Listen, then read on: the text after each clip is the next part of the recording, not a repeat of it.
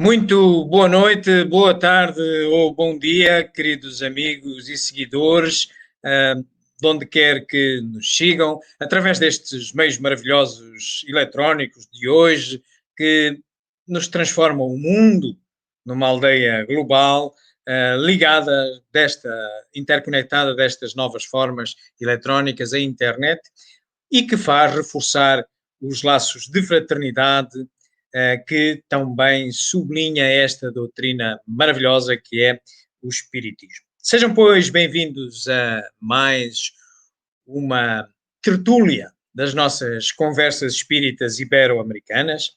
Hoje toca a vez a Portugal de fazer uma palestra, serei eu.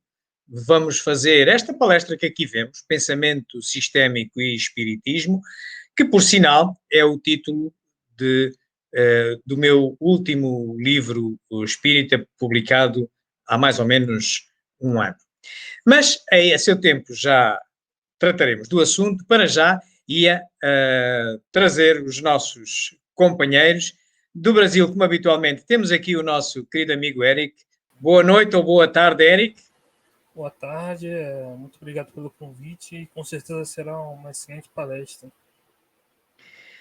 Bem-aja a ti, Eric, por teres atravessado o Ribeiro Atlântico e conseguires estar aqui mesmo já num horário desfasado, que a gente já está numa hora diferente em relação à semana anterior, e por isso lembro em particular aos nossos telespectadores do Brasil que nós, Portugal e Espanha, mudamos para o horário de inverno, diminuímos uma hora.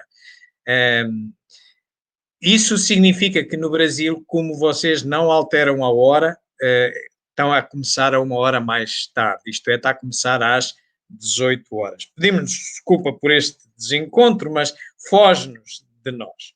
Bom, e como falamos de Espanha, ia desafiar o nosso querido amigo António Lhadó, que aqui também está. Boa noite, Tony, como estás? Boa noite a todos.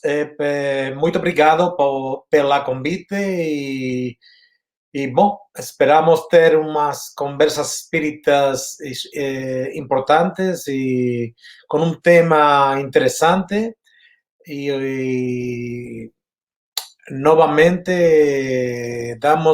sejam bem-vindos todas as pessoas que voluntária e livremente tenham a facilidade de compartilhar conosco estas conversas. Muito obrigado. Bem-aja, Tony. Devo-vos dizer que se a palestra realmente vai ser da minha responsabilidade, ela tem uma parte, uma costela do Tony. O Tony é o prefaciador do livro em que se sustenta esta palestra. Muito facilitou, a ele devo também, de facto, a grande ajuda em me prefaciar o livro e torná-lo naquilo que vocês irão ver e que eventualmente que poderão querer ler depois mais tarde. Bem-aja, Tony. Ora, e para o último lugar da nossa tertúlia de hoje, pelo menos para já, o nosso querido amigo António Soares, a asa lusitana, comigo. Boa noite, António. Olá a todos, boa noite, queridos amigos, todos vós que vos encontrais no estúdio e aqueles que também, de suas casas, nos seguem com todo o interesse. Com certeza o interesse será cada vez ainda maior. O João traz-nos sempre assuntos interessantíssimos, respeitantes a esta doutrina maravilhosa, e quero agradecer, sobretudo, o convite a todos por estarmos aqui todos juntos, todos reunidos, e tentar tirar o máximo proveito destas conversas espíritas. Muito obrigado. Obrigado a ti também, António. Bom, temos a nossa tertúlia completa por hoje. Íamos de imediato abrir os nossos trabalhos e, para tal, ia desafiar o nosso amigo António Soares para fazer a nossa prece inicial, uma vez que o nosso amigo António Lhadó teve aqui um problema momentâneo de internet e ele deve estar, entretanto, a chegar para se juntar a nós. Mas nós vamos adiantando o trabalho e eu ia então pedir... cá temos o António. Afinal, já cá estás. António, já cá estás. Pronto. Então, primeira forma. António, não te importas de fazeres a prece inicial? Não importa, não. Muito bem. Tu, como bom prefaciador de um livro, és a pessoa indicada para dar início aos nossos trabalhos, a prefaciar os nossos trabalhos. Então, vou-te desafiar para prefaciares o nosso trabalho de hoje. António, por favor, uma prece para nós começarmos o nosso trabalho de hoje. Muito bem. Uma breve prece para o introito do trabalho de hoje. Bem, Maestro Jesus,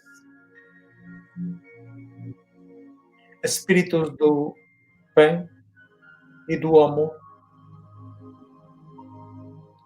que trabalham no patamar do mundo terra, que trabalham, compartilham e façam o consolo, o conforto e o auxílio a todos os irmãos carentes de consolo moral, espiritual e físico. Espíritos do bem, iluminar nossas consciências para o trabalho que agora vamos a comentar. Todos temos consciência de nossas falências, debilidades e erros, mas todos temos o compromisso do testemunho que a doutrina espírita faz a todos aqueles que precisam dela e a ela chega. Por isso, espíritos do bem, espíritos da doutrina, espíritos do amor, auxiliar-nos, ajudar-nos, permitir-nos ser úteis a nossos irmãos, a nosso próximo, com todas estas ensinanças que agora vamos todos a compartilhar. Que assim seja.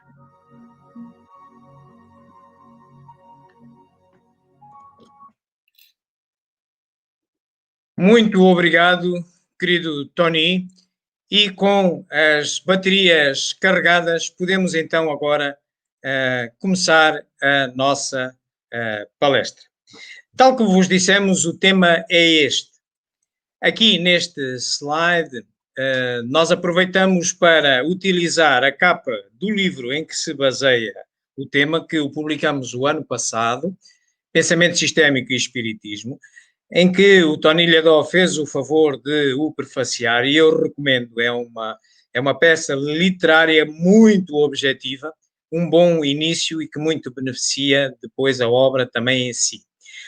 O livro em si é composto por 6 capítulos, em que endereçamos vários estes assuntos que aqui estão. Vamos do mais geral para o mais particular. A história deste livro prende-se fundamentalmente com o 8º Congresso Espírita Mundial, onde eu e o Tony Lhadó tivemos a oportunidade de ser palestrantes e eu escolhi o tema para palestrar e foi aceite, que era Pensamento Sistémico e Espiritismo na Defesa da Vida. A defesa da vida era o tema geral desse congresso e foi aceite, foi aceito esse desafio pelo Conselho Espírita Internacional e pelos organizadores, e então nós avançamos para esse tema. Tema esse que se baseia numa abordagem holística, sistémica. Passado o Congresso Mundial, provavelmente porque terá agradado a algumas pessoas pelos vários cantos do mundo, a Federação Espírita Portuguesa foi recebendo solicitações no sentido de que o autor dessa palestra, desse trabalho de investigação espírita, passasse a livro essa palestra. A Federação contatou-me, eu aceitei o desafio e resolvi, porque seria pouco para um livro apenas tratar uma aplicação prática do pensamento sistémico à ciência espírita num domínio muito particular, resolvi expandi-lo na continuidade da abordagem sistémica que é preconizada por este ramo recente das ciências, que se insere nas ciências da complexidade, e então expandi-o para pensamento sistémico e espiritismo, tendo assim como seu último capítulo, que é o capítulo 6, exatamente o tratamento desse tema que foi tratado no Congresso Mundial. Mas, começando daí, da parte mais detalhada para cima, vamos dando a volta e remontamos ao início. Bom, estas questões do pensamento sistémico, o porquê de nós tratarmos ou devermos tratar as coisas sistemicamente. Causa e efeito estão separados no tempo e no espaço, todos sabemos disso. Há um determinado efeito, normalmente realiza-se a uma distância da causa e também, fundamentalmente, a um tempo. Mas, aparentemente, também em dimensões. E para um espírita que sabe que a vida para além da vida física, para além da morte física existe, então para onde é que vão os espíritos? Vão para outras dimensões ou para outros universos paralelos. E nós guardamos relação às nossas tendências, às nossas provas, guardam relações com vidas anteriores, em que estivemos noutras dimensões e voltaremos a outras dimensões.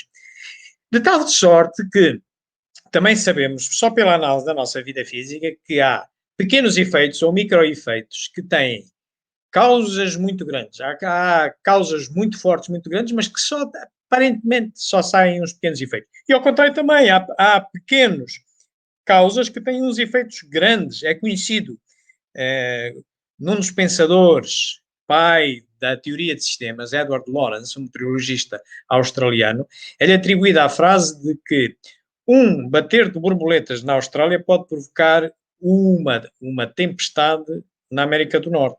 Exatamente, pequenos efeitos, pequenas causas provocam grandes efeitos e vice-versa. A vida está semeada disso.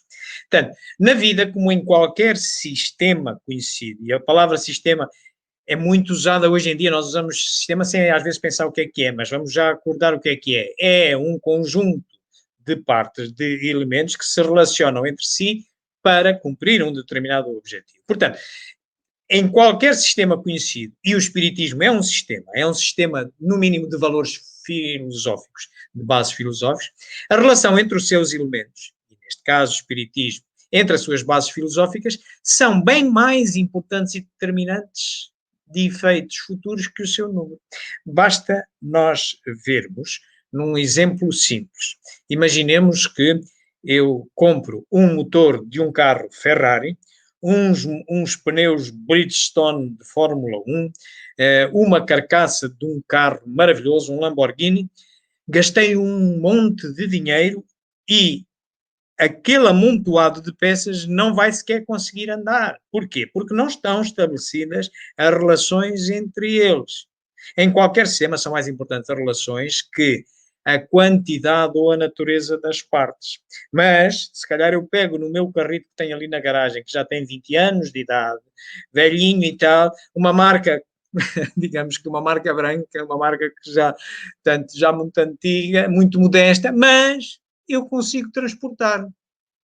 Enquanto com aquelas peças individuais de grande qualidade, tirada de vários carros, não consigo.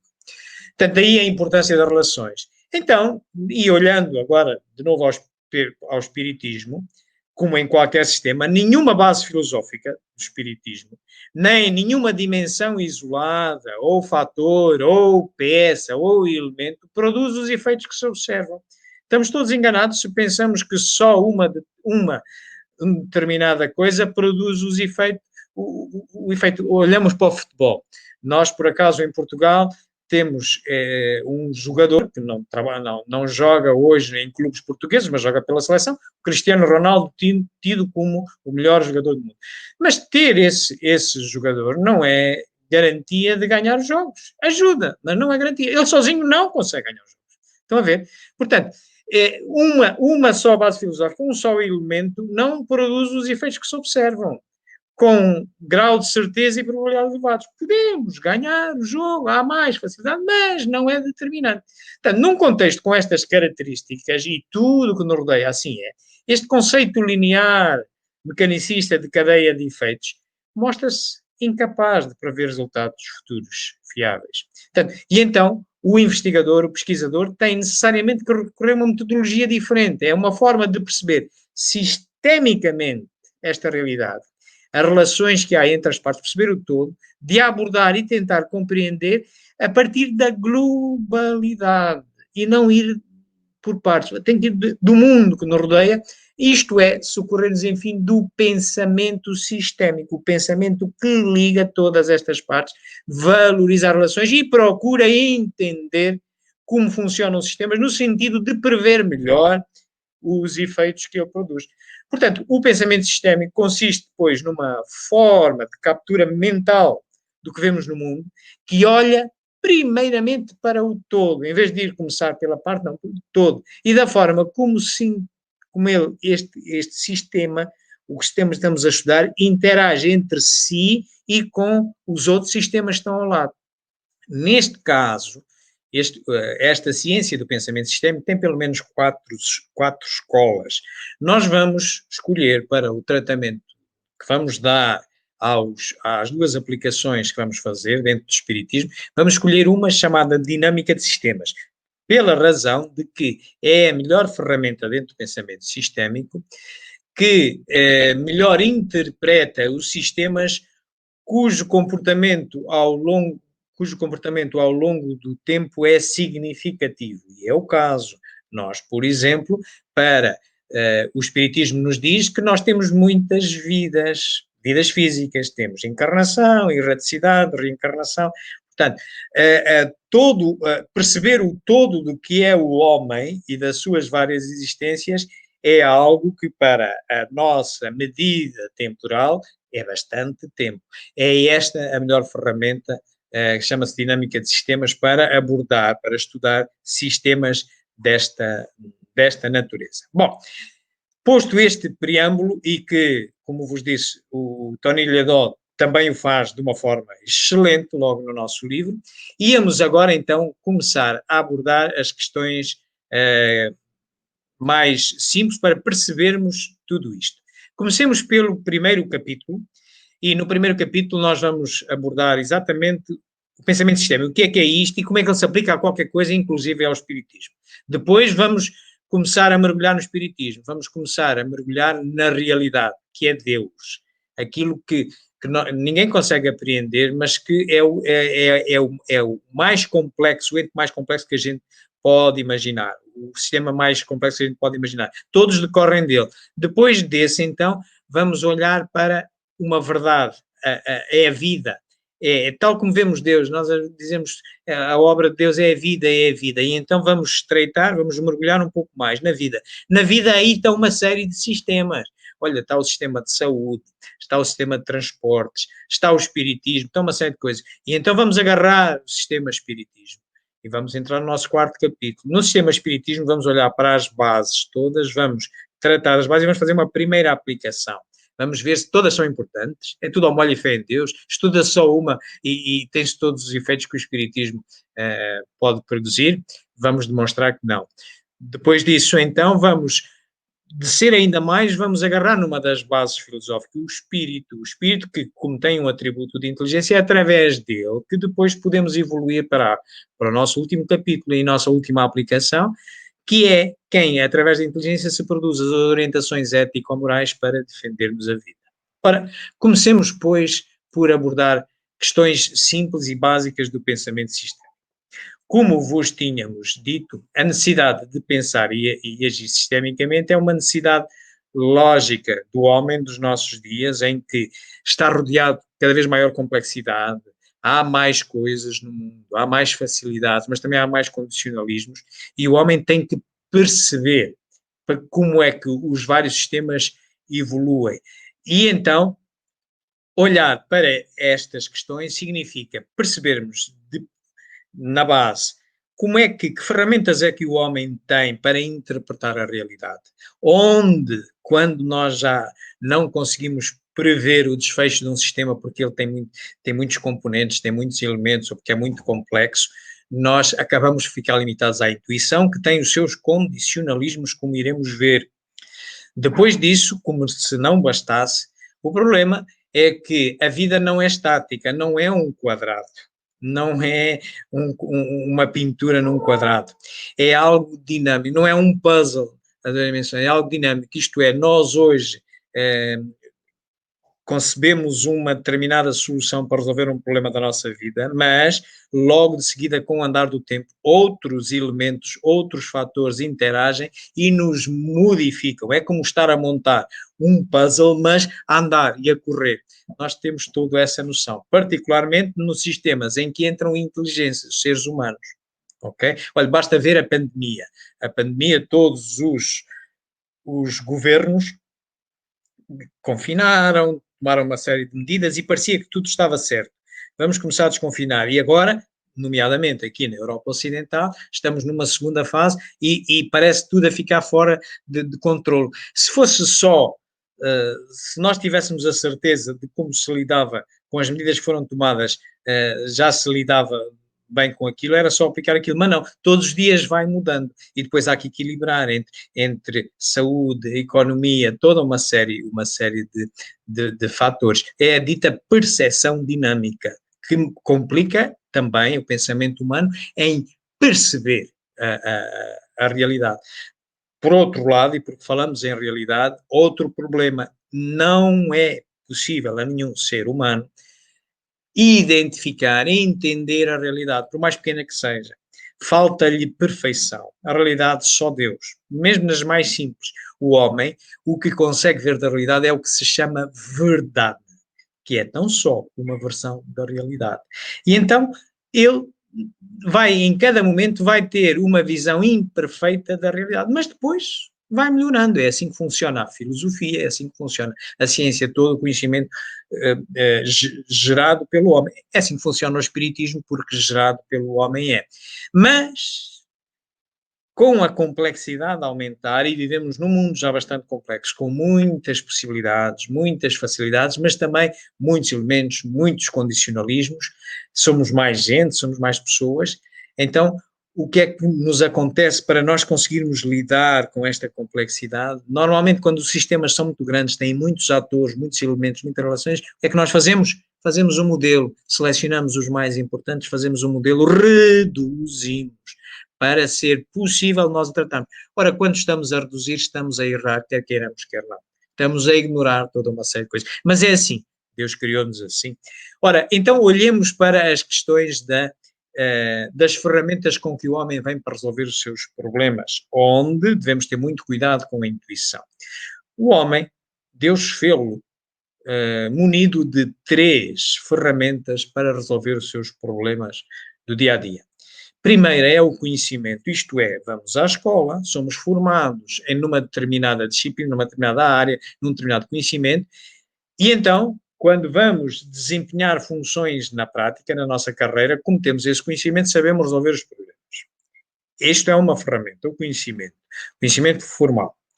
Mas, quando este conhecimento nos falha, e falha-nos muitas vezes, até todos os dias, porque nós não somos médicos, mecânicos e eletricistas à vez, temos a nossa especialização. Então, se tenho um problema, uma doença no corpo, se calhar tenho que ir ao médico para ele resolver. Portanto, eu não tenho esse conhecimento, ok? Quando não tenho esse conhecimento, tenho que, entra em função, e não tenho a quem socorrer, o que é que entra? Entra a experiência, nomeadamente, quando a gente tem uma doença, uma constipação, uma gripe, quando não há médico por perto, nós normalmente fazemos aqueles tratamentos caseiros dos nossos avós, uns chás quentes, umas infusões e tal. Portanto, porque sabemos pela experiência, ou nós já passamos por essa experiência, ou alguém passou por essa experiência e nos diz que, olha, desta forma funciona. Portanto, entra a segunda ferramenta. Mas o problema põe-se é quando falha a primeira, o conhecimento e a experiência, isto é, nós também nunca passamos por aquilo, não temos ninguém ao pé que nos ajude, então, mas temos que decidir. Aí ficamos à mercê da intuição. E a intuição, para os espíritas, até nós sabemos que ela tem foros de capacidade mediúnica. Cuidado, porque é verdade, mas se nós percebermos os condicionalismos dele, podemos ver porque é que também, como capacidade mediúnica, ela é daquelas que tem mais escolhos também, embora todos nós, de alguma forma, tenhamos intuições. É que a intuição funciona por modelos mentais, isto é, quando nós não temos experiência, nós não conhecemos determinada coisa, nós imaginamos, e muitas vezes nessa imaginação estamos a receber influências do mundo invisível. Imaginemos aquilo mais próximo que se passa. E nós, quando estamos nesta situação crítica, é que podemos fazer muitos erros porque nos podemos equivocar e eu já vos vou demonstrar como a gente se equivoca. Portanto, nós temos de ter muito cuidado, ter a noção que estamos já no domínio da intuição para resolver o nosso problema e então aqui é muito importante nós então olharmos para as várias componentes, os vários elementos que formam o problema, que é o sistema é o problema. O que é que afeta o problema? Quais são todas as peças? E como é que elas se relacionam entre si? E como é que elas se vão relacionando ao longo do tempo, no antes, no durante e no depois? Ok. Qual é que é a tendência quando estamos debaixo da intuição? Como vos disse, é socorrer-nos de modelos mentais. Dou-vos o exemplo de como é que nós podemos falhar. Olhai para esta situação. No nosso livro tem lá várias. Também lá está esta e uma outra que vos apresentarei, mas tem lá outras ainda. Qual é que é a situação correta? O que é que nós temos aqui? Temos, imaginai um balde de metal, um balde de água de metal. Fazemos furos do lado esquerdo, 3 furos do lado esquerdo e 3 furos do lado direito, como aqui está, ok? Por onde é que sai a água? Como é que sai a água? Sai da forma que está à esquerda, assim, concêntricas a saída, os jorros da água, ou sai como está à direita? Ouvi alguém dizer que é como está à esquerda? Bem, esses amigos, desculpai, não é verdade, não é verdade. Só pode ser como está à direita, embora, por uma questão, aqueles que não têm conhecimento, porque não estudaram as pressões dos fluidos. Nunca viram um balde furado, são capazes de querer ir para a esquerda, mas na realidade é como está à direita. Porquê? Porque todos nós sabemos, basta mergulharmos numa piscina, e quem nunca o fez, mergulhou numa piscina, e se nós formos fundo na piscina até os ouvidos, começamos a sentir a pressão da água nos ouvidos. Significa então que a pressão da água é proporcional à coluna de água que está por cima do elemento de nós. Então, é maior no fundo do balde do que cá em cima. Então, se é maior no fundo do balde, joga com a água mais longe, certo? Portanto, só pode ser pela direita. Para percebermos isto, o que é que tivemos que fazer? Aquilo que estávamos a dizer. Nós temos que olhar para o problema.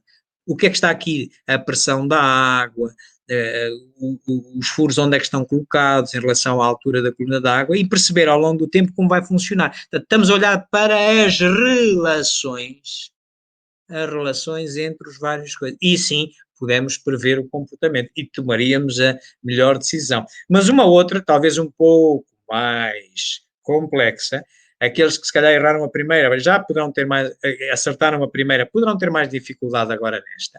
Vamos imaginar que temos um jardim e queremos montar no nosso jardim, queremos montar uma lâmpada que tem um sensor fotoelétrico, que é essa caixinha preta. O que é que nós queremos dessa lâmpada? Queremos que, quando o sol se ponha, desapareça o sol, nasça a noite, o sensor fotoelétrico deixa de receber luz e manda acender a luz, para ficar a luz a iluminar o jardim durante a noite. A luz tem este abajur, tem a lâmpada e por cima tem um abajur. Portanto, e o que é que queremos que aconteça na madrugada seguinte? Com os primeiros raios de sol, bate no sensor e manda desligar a luz, e assim sucessivamente.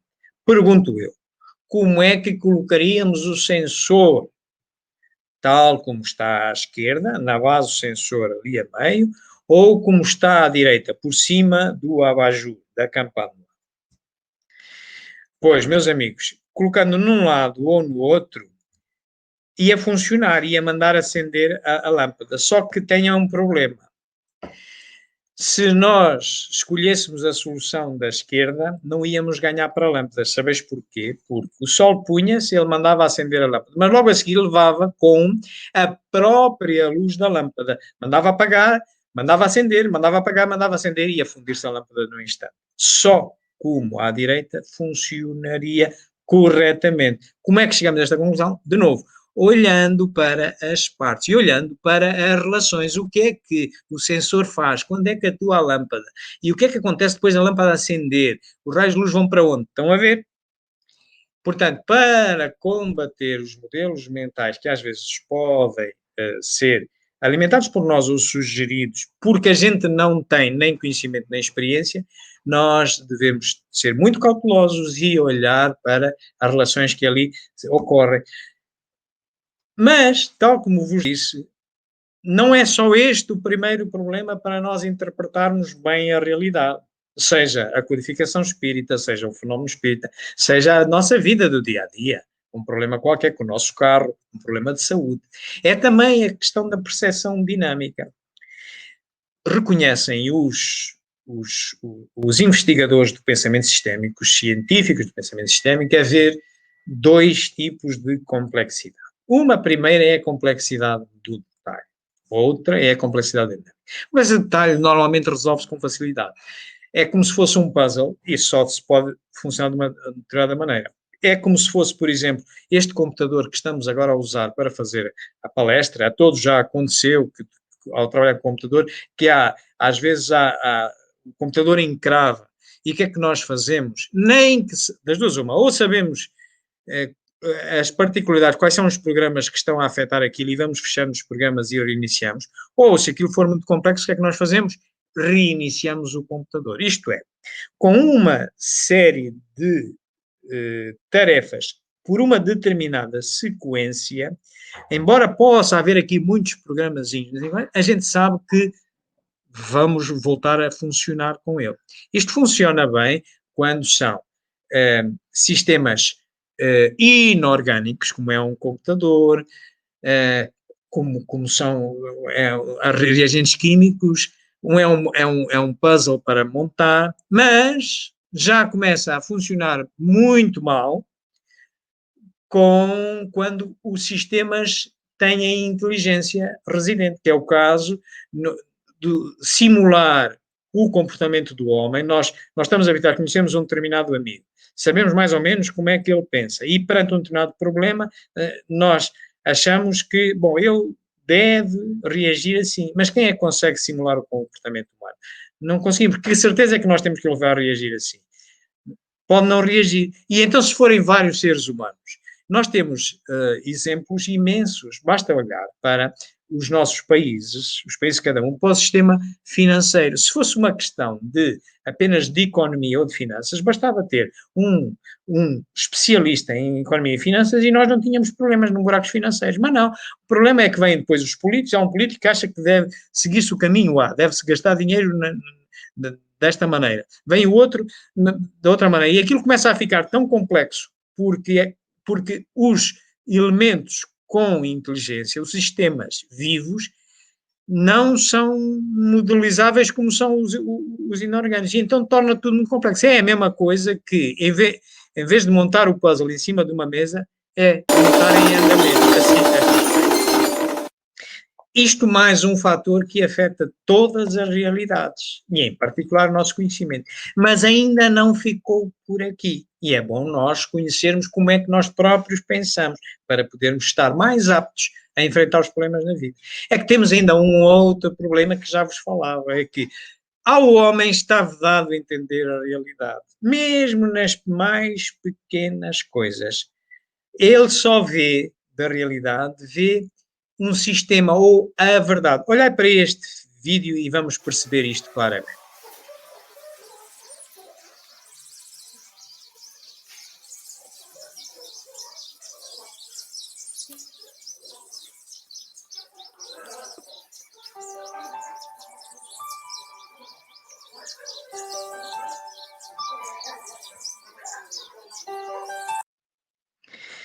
Isto é uma composição gráfica com os restos de um carro de um carteiro que existe no Museu do Norte de África. Ora bem, é muito interessante. Quem tenha tempo e veja a janela, passa pela janela e até vê isto. E para mostrar em casa, tira uma fotografia, que já é apenas uma redução daquilo que viu. Portanto, faz um modelo daquilo para mostrar em casa.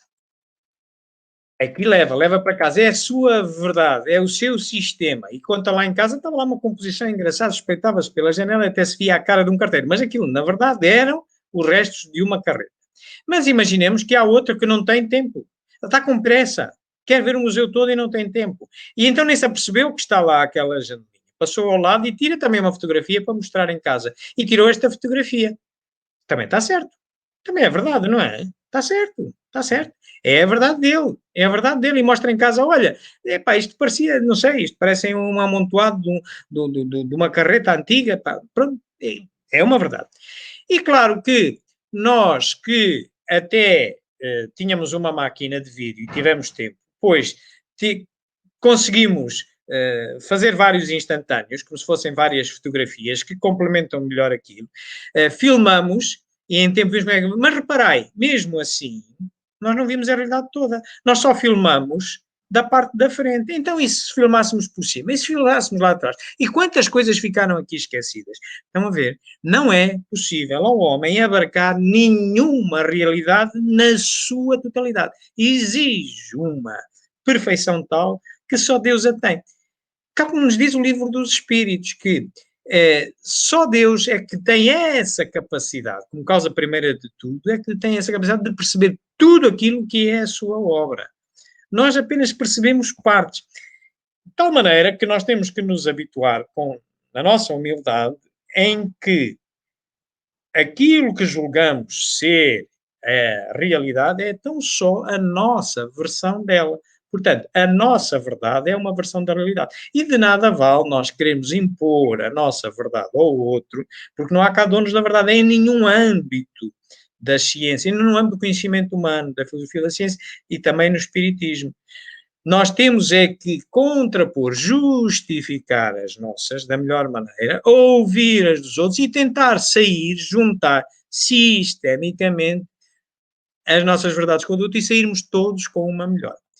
Meus amigos, se ainda o sistema for muito complexo, ainda temos outro erro que vamos introduzir e que é inapelável, que é o caso do indivíduo que foi ver aquela composição gráfica no museu e resolveu tirar uma fotografia. As pessoas lá em casa, quando ele mostrar a fotografia, vão ver ainda uma verdade mais pequena do que aquele que conseguiu ver no museu. Porquê? Porque ele fez um modelo, era tão complexo aquilo, que ele tirou foi uma fotografia. E as pessoas agora que imaginem como é que é.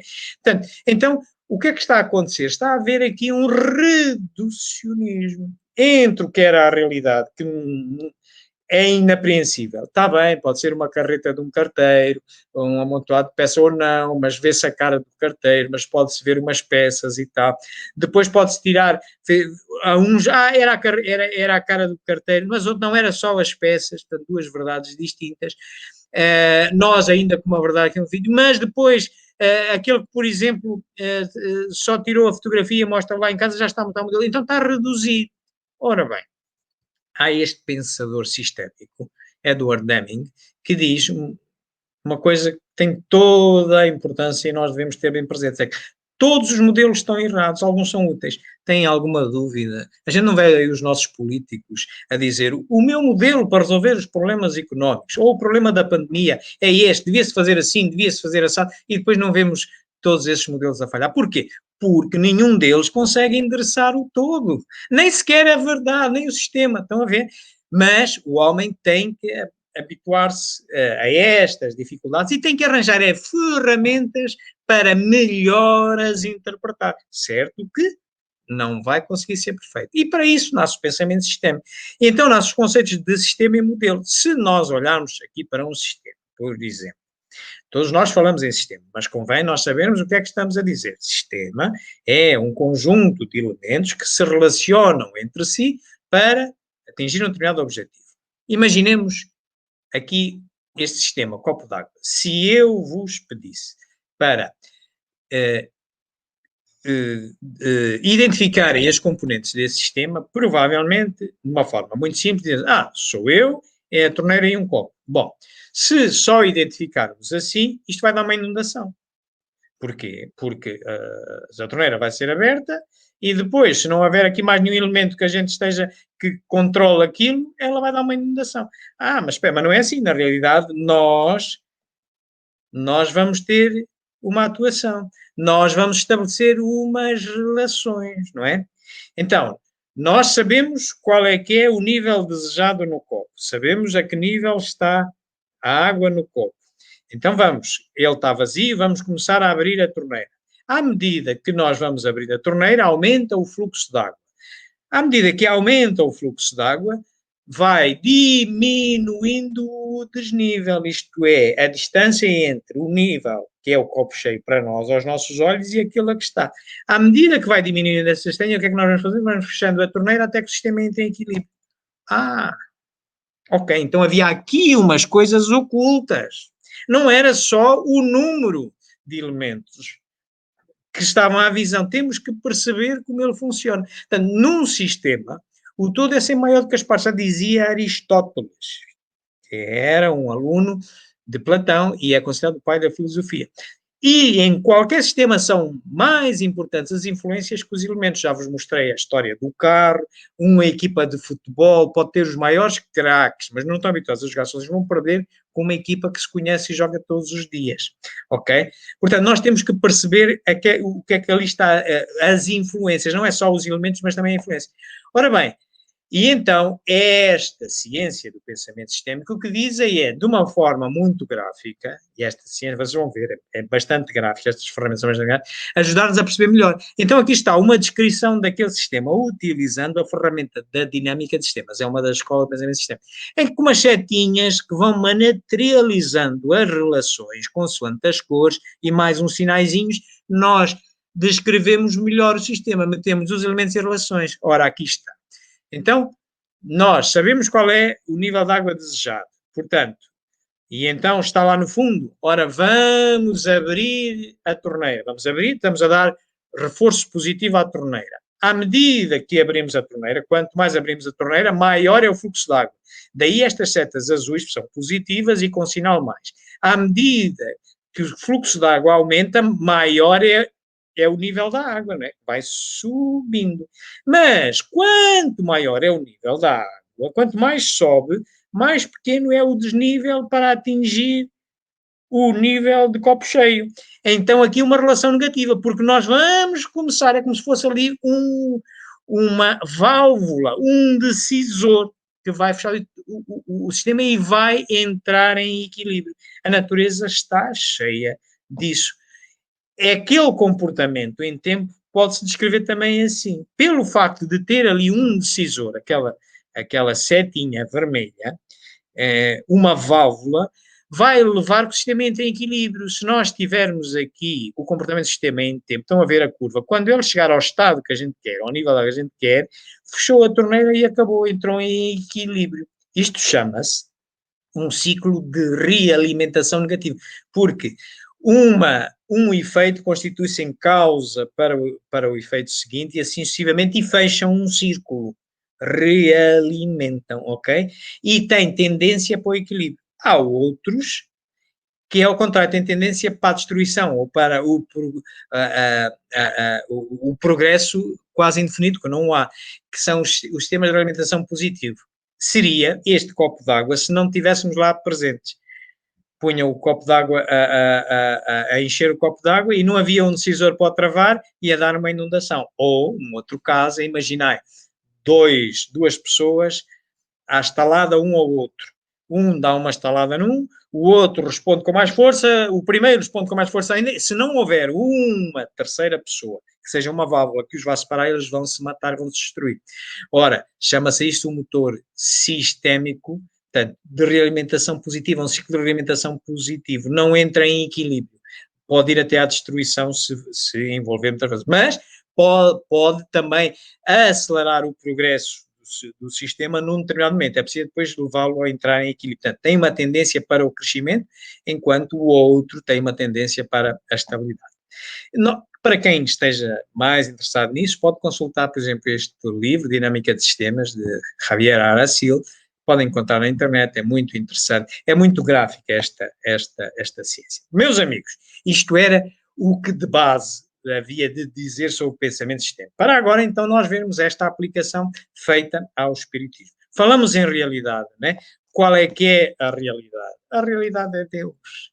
O que é inapreensível, o sistema mais complexo que nós podemos imaginar é Deus, porque Deus fez tudo, fez todo este universo, nós chegamos a Ele pela sua obra, portanto, esta é a realidade inapreensível para todos. E já é assim há muito tempo. Ora, veja. A história da ideia de Deus mostra-nos que ela sempre foi relativa ao grau de intelectualidade dos povos e de seus legisladores. Na antiguidade, Júpiter empunhava o raio, Apolo conduzia o sol, Netuno senhoreava os mares, mas se de um lado a ignorância havia humanizado Deus, a ciência lhe confere dimensão mais inteligente e, portanto, mais próxima dos atributos da divindade.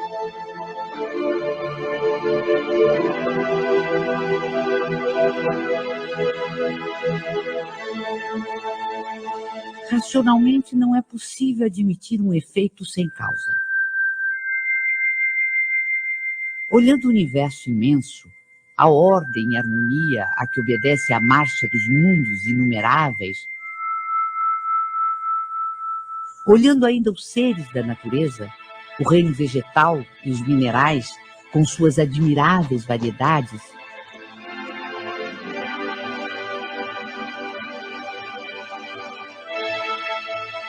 sondando também o mundo microscópico, com incontáveis formas unicelulares, toda essa imensidão, profusão e beleza nos obriga a crer em Deus como causa necessária. O feto não pode conhecer a dimensão de quem lhe dará a luz, da mesma forma que o homem é incapaz de perceber Deus em sua divina essência. Mesmo depois da morte, dispondo de faculdades perceptivas menos materiais, não pode ainda o espírito imperfeito perceber totalmente a natureza divina. Como recém-nascido, precisará crescer e evoluir para aos poucos adquirir entendimento. Então, Deus é a realidade, é mesmo inapreensível. Só se conseguimos lá chegar pela razão e vamos nos aproximando. Mas é uma perfeição tal que não está ao nosso alcance. Ora bem, então o que é que nós percebemos dessa realidade que é Deus? Nós vemos um primeiro sistema que nós normalmente até chamamos vida, não é? Portanto, olhamos para tudo que é a obra dele e chamamos vida. É a primeira verdade com que nós vemos Deus. E consideramos que a vida depois contém lá dentro toda uma série de sistemas, como seja, Dentro da vida há de haver, não só o espiritismo, mas há o sistema de saúde, há o sistema de transportes. Dentro do espiritismo depois há as várias bases filosóficas, em que uma delas é o espírito, e se ignorarmos as outras, pegamos só no espírito, dentro desta vamos encontrar a defesa da vida. Estão a ver esta relação? Portanto, é isto que nós, no segundo capítulo, se no primeiro capítulo nós falamos daquelas questões básicas para se o pensamento sistémico, nesta já estamos a começar a nossa aplicação prática. Olharmos para a realidade desta abordagem ao espiritismo, Deus é a realidade. Depois evoluímos então para a verdade, já que nós não conseguimos aprender a realidade, vamos para a verdade e vamos para o terceiro capítulo. E aí, o que é a verdade maior que temos de Deus? É o que nós chamamos a vida. Mas atenção, já estamos a reduzir, não é? Já estamos a reduzir. Nós não conseguimos entender Deus, mas vamos dizer, é a vida, é a vida, é a vida. Muito bem. Então, nós olhando para a forma como se ligam todos os elementos que constituem a vida, cá está, temos Deus como sendo o sistema mais complexo, a realidade mais complexa. Depois há de lá ter a vida, é a primeira verdade com que vemos aqui. Depois há de ter o espiritismo, há de ter o espírito, há de ter a defesa da vida. Portanto, vamos do mais complexo, número mais alto, para o menos complexo. Por exemplo, aqui na vida, nós, para além do espiritismo, temos a religião, a saúde, a economia, enfim, aquelas questões que estamos a falar, o 8º Congresso Espírita Mundial, enfim, tudo que nós quisermos imaginar que chamamos vida. E o espiritismo também. Quando descemos ao espiritismo, depois encontramos não só o espírito, mas a comunicação dos espíritos, a reencarnação, a pluralidade dos mundos e Deus, a parte maior, mas uma representação de Deus. Deus é a realidade maior. Mas claro que se nós descermos agora ao espírito, nós vamos encontrar não só a defesa da vida, que nos interessa tratar, o sistema de defesa da vida, mas também a origem, a evolução e a natureza do espírito. Estão a ver, meus amigos, como tudo se interrelaciona? Muito bem, mas agora interessa-nos tratar do espiritismo. Então vamos no 4º capítulo, vamos abordar o sistema espiritismo. Nós convencionamos que o espiritismo é um sistema constituído por algumas bases filosóficas que se relacionam entre si para que dali se extraiam orientações de conduta ético-moral para o progresso do humano. A realidade são muitas. Se nós formos à Wikipédia portuguesa, encontramos 19. Se formos à Wikipédia espanhola, encontramos 12. Mas para a maioria das aplicações, em função dos nossos conhecimentos e do objetivo com que queremos estudar um determinado sistema, basta-nos ficar com estas 5. Deus, espírito, comunicabilidade dos espíritos, reencarnação, pluralidade dos mundos. Todas elas encontramos a sua justificação filosófica no Livro dos Espíritos. Ora, aplicando agora a dinâmica de sistemas a isto, elas são todas iguais, todas elas contribuem de forma igual para o progresso do homem. Vou-vos demonstrar que não. A dinâmica de sistemas ajuda-nos nesse particular. Uma forma de nós olharmos para qualquer sistema é, de facto, nós começarmos por definir o problema, né, a finalidade dele, definir as influências de primeira ordem, quais são os primeiros elementos, é como fechar os olhos, ver o que é que influi primeiramente no objetivo do sistema. Portanto, depois ver quais são as influências de segunda ordem, aquelas que afetam as de primeira ordem e as de terceira, e podíamos ir por aí adiante, mas o modelo ia ficar muito complexo. É melhor nós só percebermos e bem alguma coisa do que tentar perceber tudo e ficar tão complexo que nos vamos perder. Portanto, depois vamos definir as relações, vamos identificar os ciclos de realimentação, os tais estabilizadores e os motores sistémicos que tendem para o crescimento. Vamos depurar as influências relevantes e, nesta primeira fase, nós construímos graficamente um chamado diagrama causal, que nos vai dar uma imagem gráfica, visual, de como o sistema funciona, que não é tudo ao molho e fé em Deus. Ora bem, então apliquemos lá isto aqui ao nosso sistema. Então nós já vimos que os primeiros passos da dinâmica dos sistemas para construir o diagrama de ciclos causais das influências é descrever o problema, as influências das várias ordens, as relações, os ciclos de alimentação e obter então um diagrama de ciclo causal. Comecemos no problema. Vamos lá definir o problema do espiritismo. Ora, definir o problema é atribuir uma finalidade àqueles elementos que se relacionam entre si, certo? Qual é que é a finalidade do espiritismo? É o progresso moral, certo? Estamos de acordo? Muito bem. Então, como é que eles se relacionam, estes elementos do sistema, estes 5 elementos, como é que eles se relacionam para conseguir o progresso moral? Portanto, e nós aqui podemos perguntar, mas Então, mas eu vou utilizar agora uma ferramenta, a dinâmica de sistemas, tem que ser válida para alguma coisa. Tem.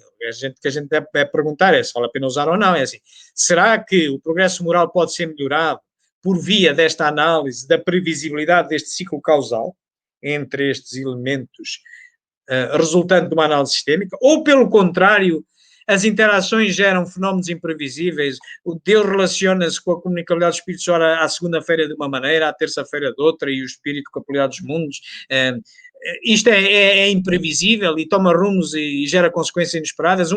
Alguém quer estudar espiritismo, basta só estudar a comunicabilidade dos espíritos, ou só a reencarnação e percebe de espiritismo. Ok? É esta resposta que vai dar esta análise com esta ferramenta científica. Ora, como é que nós dissemos? Dissemos que, primeira coisa, depois de identificarmos o objetivo, está ali o objetivo no meio, progresso moral. Agora vamos ver quais são as influências de primeira ordem. Ora, nós identificamos 5 elementos. Qual é que é o mais importante? Qual é o que contribui decisivamente para o progresso moral? É o conhecimento de Deus, certo? Deus é o mais importante. Todos os outros são de segunda ordem. Portanto, e vamos pondo aqui, a primeira ordem está ali um hexágono, aqui o triângulo digamos que é a finalidade, o objetivo, depois pomos ali uns círculos à volta, estes são de segunda ordem.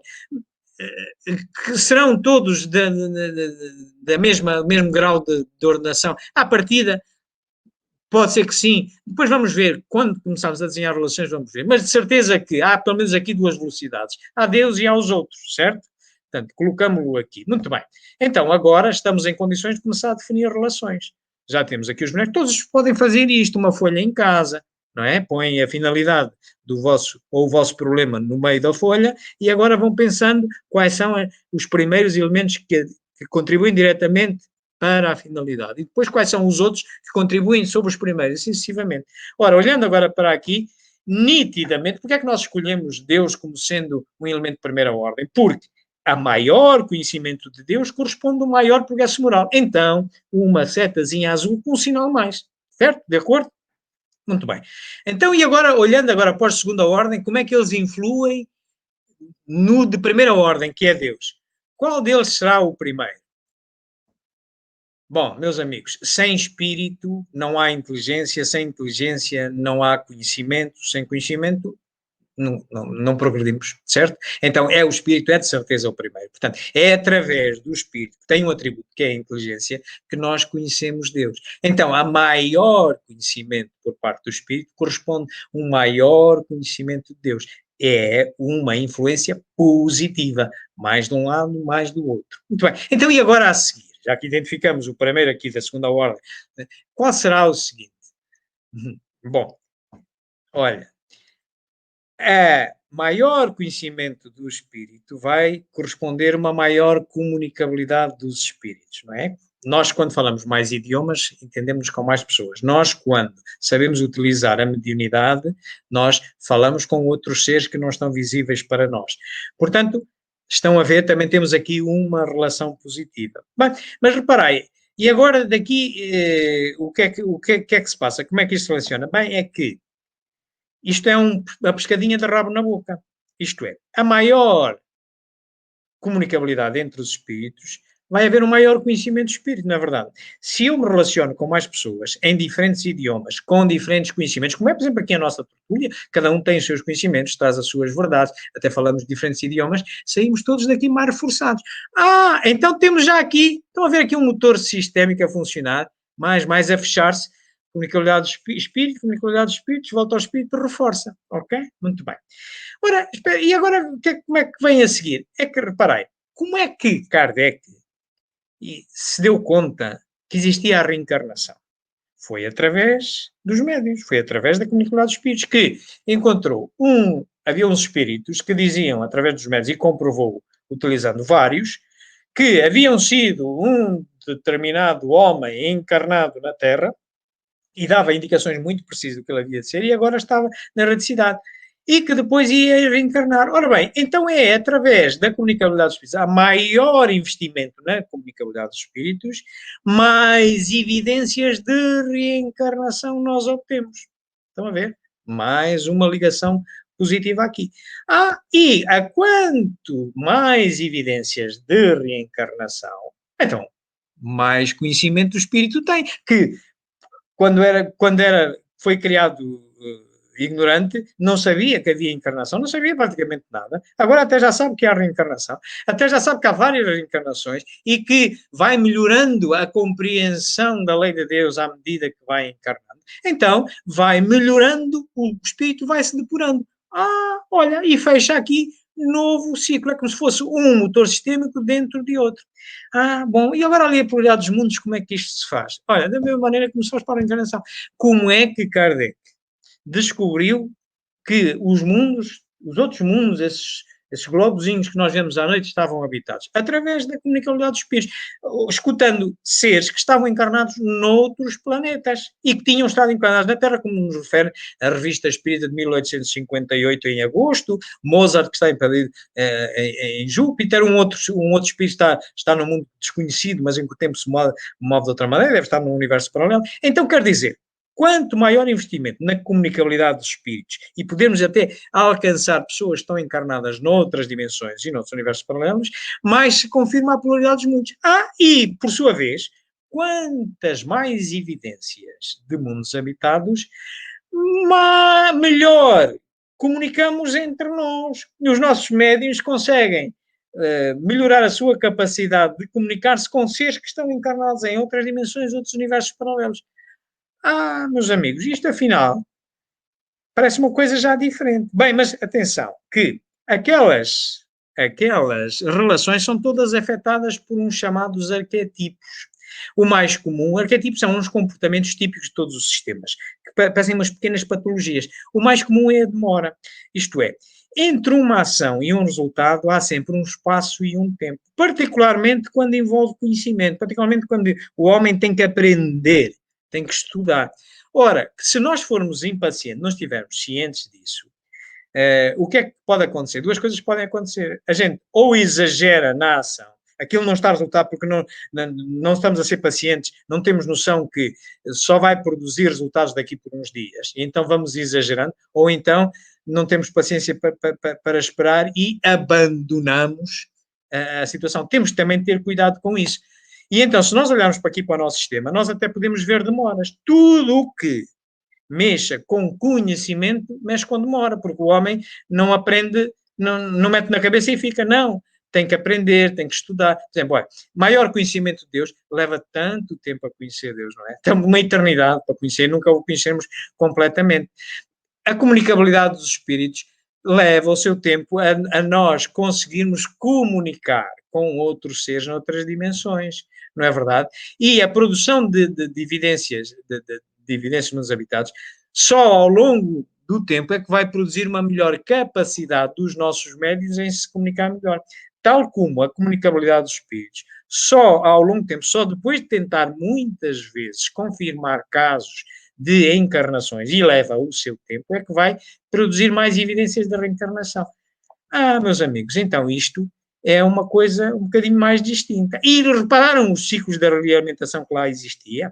Repararam aqueles que tendem para o crescimento? Fundamentalmente, nesse sistema, fomos ver este que tendem para o crescimento, não é?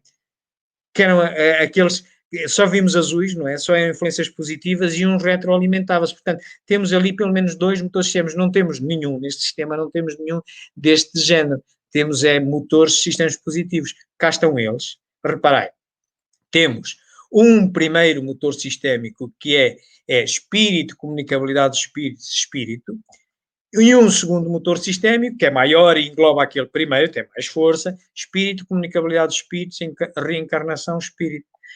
Meus amigos, é um bocadinho também possível nós verificarmos que aqui temos um terceiro, que é entre a comunicabilidade dos espíritos, a maior comunicabilidade dos espíritos, pluralidade dos mundos, temos aqui um terceiro motor sistémico. Ora então, aqui temos um diagrama de ciclo causal do sistema espiritismo. Alguém agora me consegue dizer que estudar espiritismo é focalizar-me só na comunicabilidade dos espíritos e já está? Ou só na reencarnação e já está? Ou só na pluralidade dos mundos e já está? E qual deles, afinal, é o mais importante? O de Deus, a gente chega lá com facilidade, e depois os outros. Estão a ver, por exemplo, aqui um grande distribuidor de jogo, que é ali a comunicabilidade dos espíritos, por exemplo, que é o motor de todo o conhecimento que se tem. É diferente olharmos para um sistema assim do que ser como uma lista de supermercado. É baseado neste diagrama de ciclos causais que eu construí a capa do nosso livro. Muito bem. Isto sobre o sistema espírita. Sistema espiritismo. Agora, nós olhando para o sistema espiritismo, já reparamos que quando a gente vai do mais geral para o particular, cada elemento de um determinado sistema num determinado nível, ele por si só é como ter um microscópio e depois descobrir que há todo ali um mundo novo. Claro, eu para chegar à defesa da vida é no elemento espírito que tem, o que é que lá tem? Olha, tem não só a defesa da vida, mas também a origem da vida, a evolução e a natureza. Ora bem, está feita a ponte para a última aplicação, que vamos levar a uma aplicação mais longe ainda. Não vamos só fazer um diagrama de ciclos causais, mas vamos correr a outra possibilidade de chegar a equações, por exemplo, quantificar esses fluxos, que é possível. É possível, meus amigos, vou-vos apresentar uma equação de defesa da vida, por muito que vos surpreenda. E era isto, este tema que nós apresentamos no 8º Congresso Mundial. Ora, passemos então a essa apresentação. Quando nos propuseram, a mim e ao António Lhadó, quando nos candidatamos a participar, disseram-nos, olha, o tema geral é a defesa da vida. A defesa da vida é uma questão de amar a vida ou de amar o próximo. E olha, amar a vida, na nossa opinião, da comissão organizadora, é uma questão de dádiva, lealdade, escolha, atitude, por aqui adiante. Amar o próximo é aprendizagem, sintonia, atitude. Muito bem. Então agora vocês escolham uma destas coisas e trabalhem, apresentem um trabalho sobre isto. E eu olhei para isto e disse assim, espera aí. Lá está a mesma coisa que dizer, eu para estudar espiritismo basta-me focalizar na comunicabilidade dos espíritos. Não, eu tenho que olhar para aquilo tudo e ter que perceber como é que aquilo funciona. Então, espera aí, eu para amar a vida e amar o próximo, se calhar isto está tudo relacionado, até porque, vemos até logo aqui, olha, é uma questão de atitude em amar a vida, né? E não está também aqui uma questão de atitude em amar o próximo. Está uma duplicação. Então, mas há aqui uma ligação que afinal abrange estes dois subconjuntos. Bom, e olhamos para isto e então vamos tratar sistemicamente. Portanto, vamos tratar isto como elementos do sistema, não é? Tanto que visava a defesa da vida, e vamos então construir o diagrama causal e depois vamos avançar para o diagrama de fluxo e para as conclusões. O diagrama causal, nós, da mesma forma como construímos aquele diagrama causal do espiritismo, chegamos a este que aqui está. Ok? A defesa da vida sendo o objetivo, depois amar a vida e amar o próximo, elementos de primeira ordem, tem este hexágono, e depois os outros são de segunda e terceira ordem, temos ainda aqui o estudo, coragem e resignação. Chegamos a estes motores sistémicos, estão aqui 4 motores sistémicos e um equilibrador, baseado aqui na lealdade. Bom, isto é diferente do que aquela lista do supermercado. E a atitude só aparece uma vez, porque eu agora, com a atitude, através de setas, não estou necessário pôr a atitude também aqui deste lado. Muito bem, chegamos a este diagrama de ciclos causais. Ora bem, lembram-se há bocado quando nós dissemos que no diagrama de fluxos, depois do diagrama de ciclos causais, em determinados sistemas é possível irmos mais longe. É possível nós determinarmos a quantificação dos fluxos das relações entre si e podermos expressar isso numa equação, quase em qualquer sistema, até neste. E eu vou-vos demonstrar porquê. Portanto, significa entrarmos na parte do diagrama de fluxo, significa escrever equações que regulem esses diagramas, ver quais são os elementos-chave, que são os elementos preponderantes, que distribuem jogo, que são os avançados, os defesas, por onde é que passa o jogo num jogo de futebol, por exemplo, no sistema em si, e depois simular, a ver se aquele modelo a que nós chegamos que nos explica como é o sistema funciona bem. Passemos às equações. Ora bem, aqui temos os elementos todos, os de primeira ordem, de segunda ordem, de terceira ordem. Uma forma de nós quantificarmos é utilizarmos este algoritmo que vem da investigação operacional, que chama-se comparação de par de modelos. É muito simples, tão simples quanto isto. É compararmos uns com os outros e determinarmos apenas qual deles é o mais importante. Ora bem, então nós tínhamos visto, e tinha a ser definido pela comissão organizadora, que defender a vida é uma questão de amar a vida e amar o próximo, caso mesmo primeira hora. Então, agora podemos comparar amar a vida com amar o próximo. Qual deles é mais importante? Bem, é que ninguém ama a vida sem amar primeiro o próximo. É que a vida é a verdade maior que temos de Deus, não é? Portanto, o próximo é um elemento da vida. Então, portanto, há de ser mais importante amar a vida, não é? entre amar a vida e amar o próximo. E vamos colocando a letra, ora, vamos comparando amar a vida com amar o próximo, com a aprendizagem, com a escolha, com a visão, e vamos pondo. É sempre o mais importante ali. Amar o próximo, mesma coisa em relação aos outros, assim sucessivamente. E vamos escrevendo as letras todas. Ora, agora, no fim, nós só precisamos de contar quantas vezes a mesma letra se repete. Ora, quanto maior for, significa mais importante. Tem um peso maior, não é? Amar a vida, já estamos a ver que tem um peso maior que amar o próximo, ou que a coragem, ou que a sintonia, certo? Então temos aí uns coeficientes, temos uns pesos relativos. Contando, aqui temos as vezes que se repetem, não é? Portanto, isto conduzido numa escala de 100, de percentagens, dá-nos estes pesos relativos. Então, se nos dá estes pesos relativos, podemos escrever uma equação de defesa da vida. Aqui está ela, certo? Afetando cada fator com aquele coeficiente. E vocês dizem assim, mas para que é que isto serve? Serve. Imaginai que vocês estão responsáveis pelo atendimento fraterno num centro espírita. E vocês atendem uma pessoa e têm duas opções. Ou seguem a forma convencional, conversa com a pessoa, qual é o problema, dão-lhe umas recomendações e tal, mandam-lhe frequentar umas palestras, frequentar uns cursos, se ela tem um problema que deve ser levado à reunião mediúnica, vai à reunião mediúnica, e ficamos assim de conversa, não é? De conversa e pouca tangibilidade, poucos indicadores para o futuro. Outra solução é, olha amigo, neste primeiro atendimento, vamos também fazer aqui uma coisa que nos vai servir de futuro para nós vermos a tua evolução. Olha, o que é que tu achas? Como é que tu estás em termos de amar a vida? Por exemplo, de 1 a 3. Considera aí 1 a 3. Ok, 18 vezes 2, por exemplo. Olha, em termos de estudo, tu estudas, não estudas? Estudo pouco. Então é 1 vezes 2. Ele dá aqui um determinado valor. A gente guarda aquilo, ele leva para casa também. Ok? E agora vai começar a fazer os trabalhos que tem que fazer no centro espírita. Daqui por 1 mês ou daqui por 2 meses, ele volta outra vez a conversar connosco e tornamos a fazer o mesmo exercício.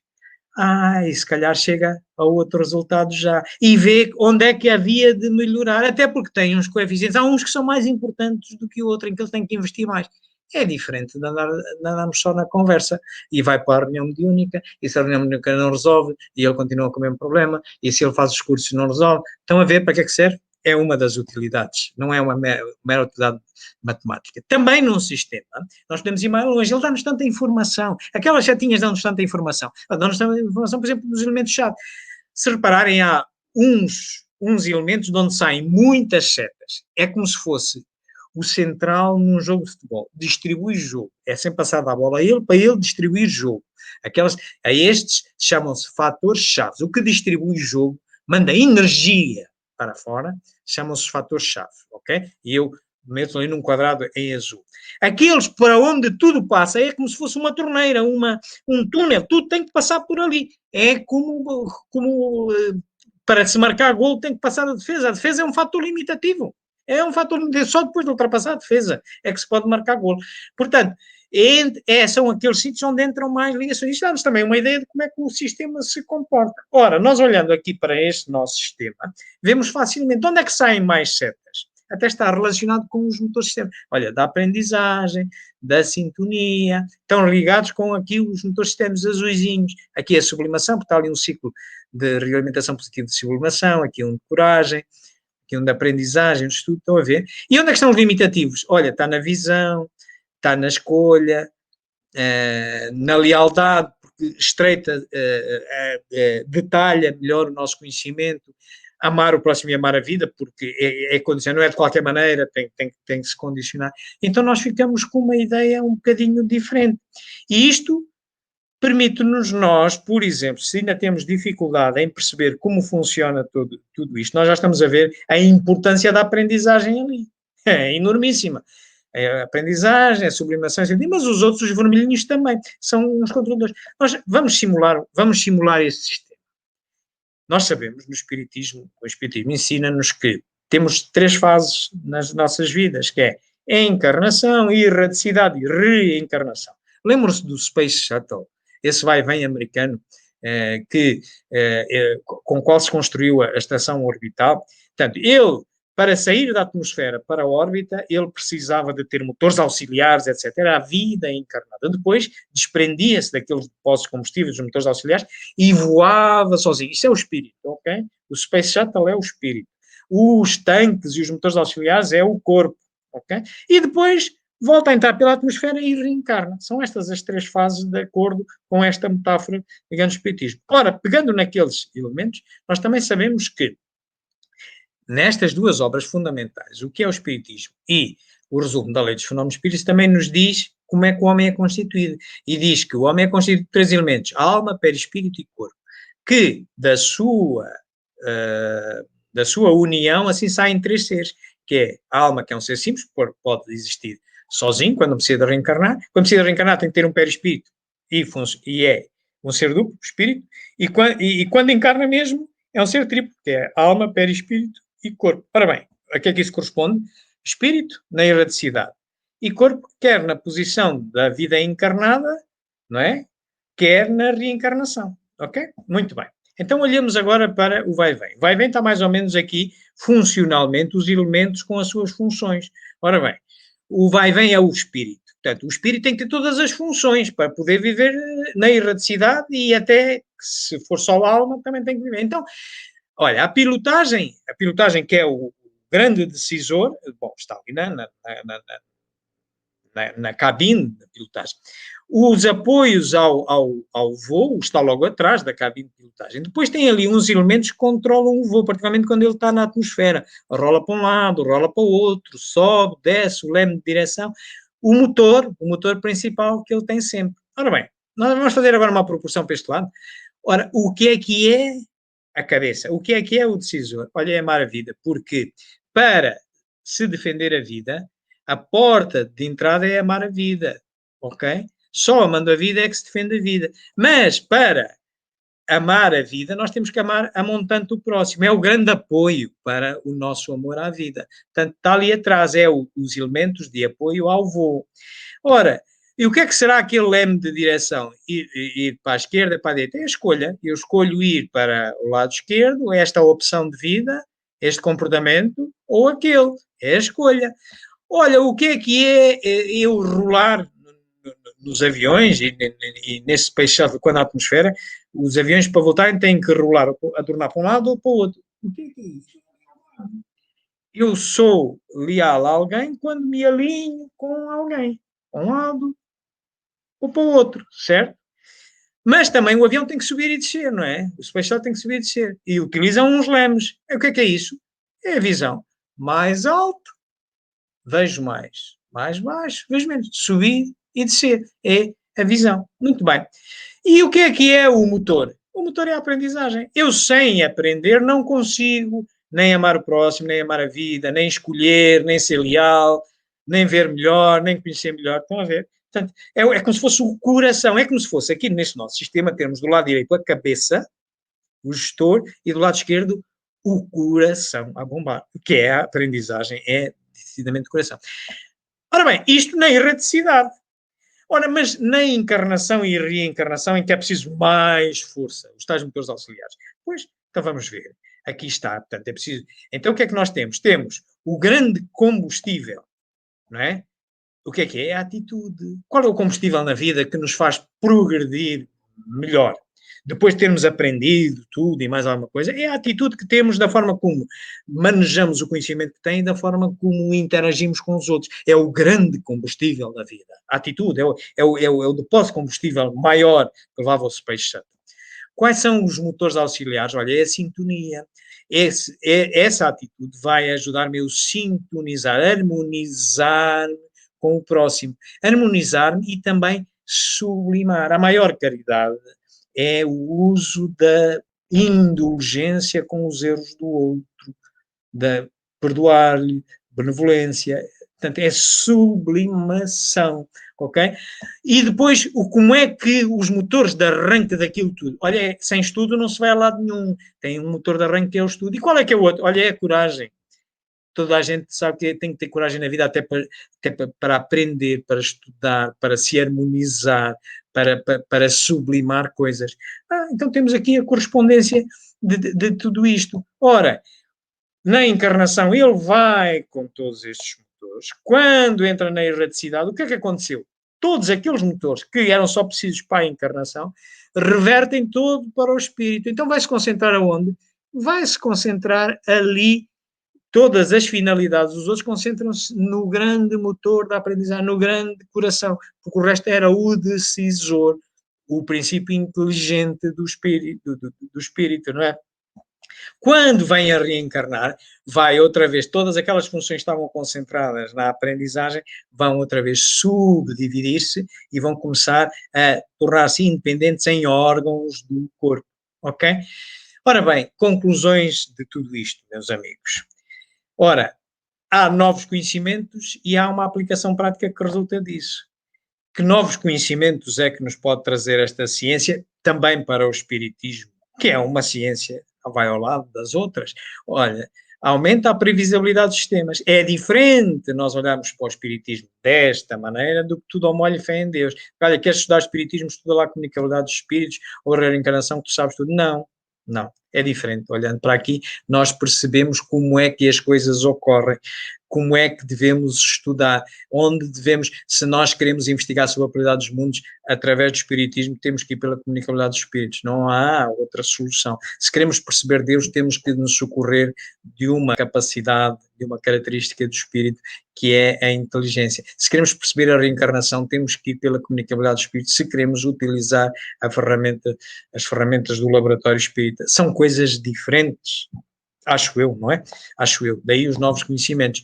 Claro, olhar para aquele sistema tão complexo daquelas variáveis todas e transformá-lo desta maneira é muito mais fácil do que parece ser uma lista de supermercado, porque não é assim, não é? Resolver os problemas da vida não é só uma questão de estudo, não é só uma questão de atitude, não é só uma questão de dádiva, não, não, não. Há aqui umas relações entre elas, uma subordinação entre elas, há uns mais importantes do que outros, e se nós soubermos como tudo isto funciona, as relações, nós estamos em melhores condições de dirigir a nossa vida, de defender a nossa vida.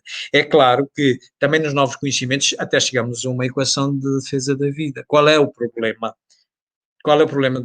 O espiritismo não tem que se meter no vão da escada, até pode interagir com as matemáticas e as investigações operacionais. Por que não? Estamos no domínio da ciência e pode nos ajudar, pode, como nós vimos. Claro, e tínhamos sempre certos que nem o espiritismo, nem nenhuma vertente do conhecimento humano, seja filosófica ou científica, consegue abranger a realidade. Vai é de verdade em verdade. Ora, mas a dinâmica do conhecimento tem uma coisa muito característica, que nos traz uma sensação de imprevisibilidade, uma sensação de perda da previsibilidade, que nós chamamos o caos. E todos já, de certeza, passaram uma situação destas. Um dia vão para o trabalho, ou vão para um determinado ponto e encontram um engarrafamento. A este nível que vocês observam, não sabem o que é que está a passar, não sabem porque é que está a haver engarrafamento, só vêm filas de um lado e do outro, toda a gente a buzinar, vocês olham para o relógio, já não vou chegar a tempo à escola ou ao trabalho, começam a telefonar, o que entrou em vocês uma sensação de desconforto, porque perderam a previsibilidade. Mas agora imaginai que vinha um helicóptero da polícia aterrar ao vosso lado e vos convidava para subir nesse helicóptero. Vocês subiram nesse helicóptero, chegaram cá em cima, mas afinal está tudo certo, já percebi, está tudo certinho, as duas faixas de rodagem, sim, já estou a entender porque é que houve este engarrafamento, pois é, está ali um acidente, mas até há aqui alternativas. E o que é que entra em vocês? Uma calmaria, recuperaram a previsibilidade. O que é isto? Em termos científicos, a teoria do caos é o outro dos ramos que se insere no pensamento sistémico. Como é que é definido o caos? É a transição de um estado de ordem mais baixo a um mais complexo. Nessa transição, nós só vencemos este intervalo com mais conhecimento. Vocês subiram no helicóptero, ficaram com mais informação, veio a previsibilidade, voltou a previsibilidade de novo. Então, o que é que fizeram? Aprenderam. Estão a ver a importância da aprendizagem? O grande motor das nossas vidas? Em termos de aplicações práticas, em que é que pode ser útil? Bom, na formação, podemos também, na área científica do espiritismo, ver como temos pontes sistémicas com outras áreas da ciência, e resultar, por exemplo, ao entendimento fraterno, aquela equação de defesa da vida, eu mostrei-vos como é que ela pode ser útil no atendimento. E para que é que serve ainda mais? Para a investigação científica do espiritismo, coisas novas, não é? O espiritismo tem que progredir ao lado das outras ciências, tal como diz Kardec no primeiro capítulo da Gênese, parágrafo 55, o espiritismo, como ciência, vai ao lado das outras. Se em algum momento uma verdade melhor se revelar, o espiritismo aceitará. Então o espiritismo tem que também investigar com as mesmas ferramentas e dar a mão às outras ciências. Meus amigos, era isto que eu tinha para vocês. Estas foram as referências que eu utilizei.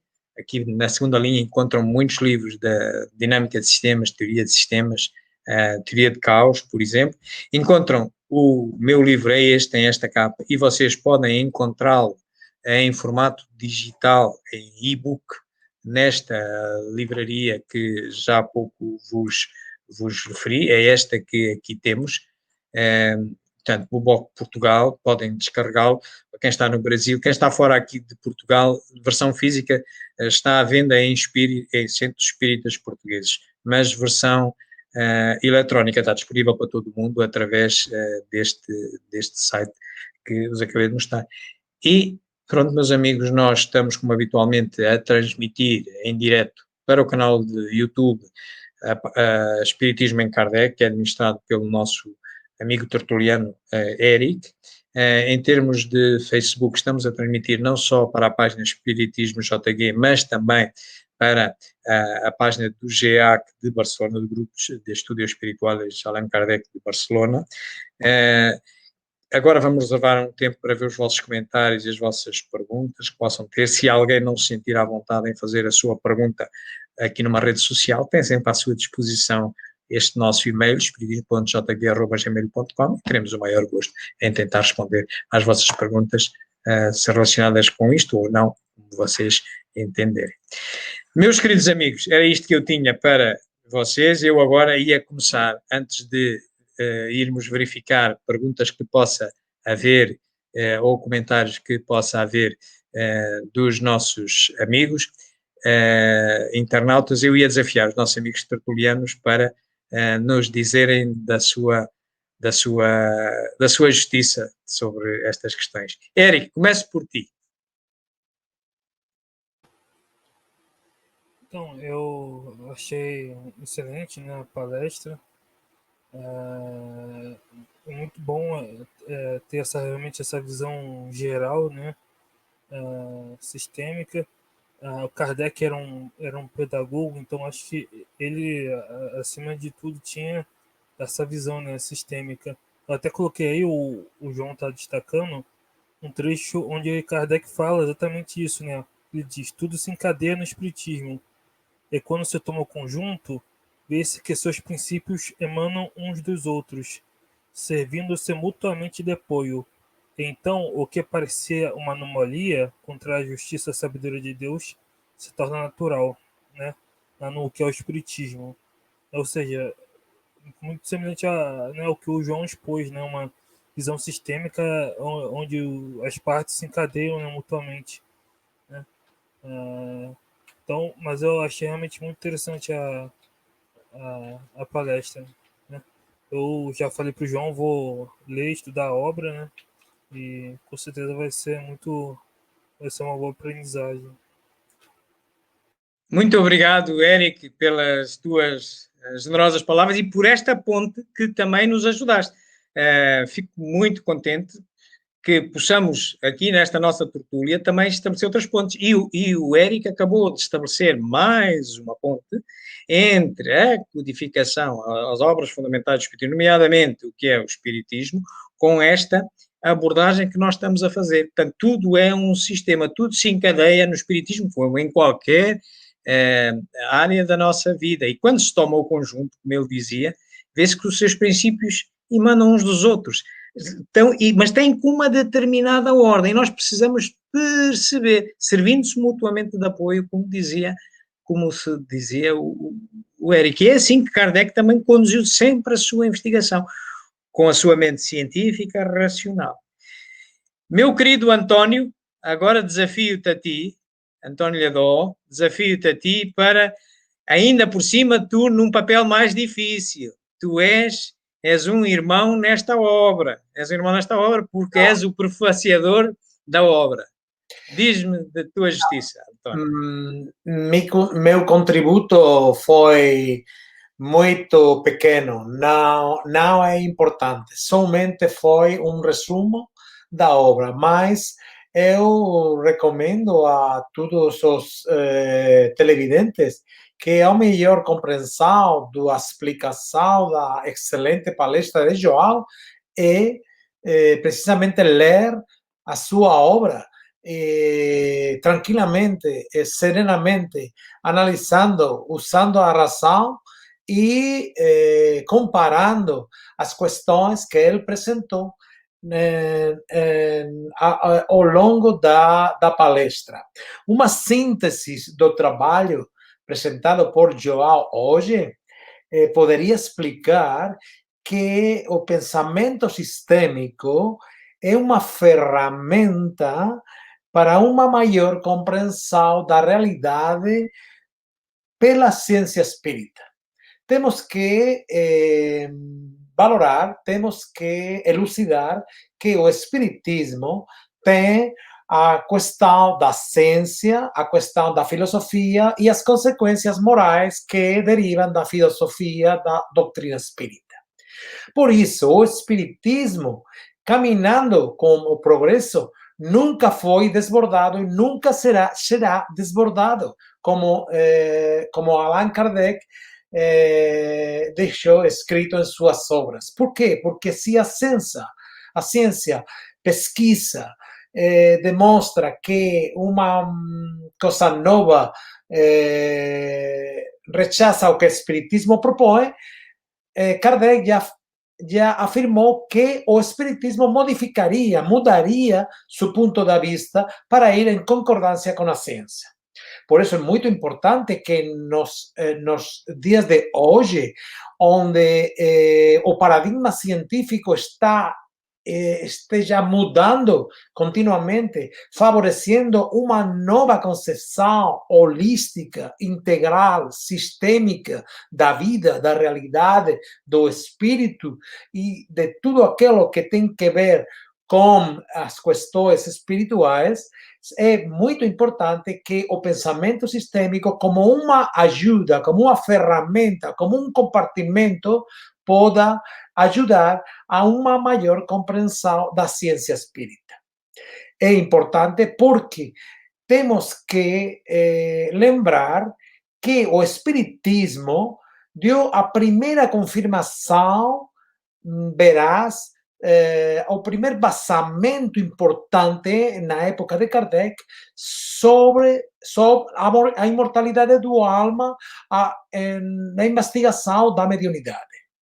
A investigação da mediunidade, a pesquisa da mediunidade provou e deu certeza da imortalidade do alma.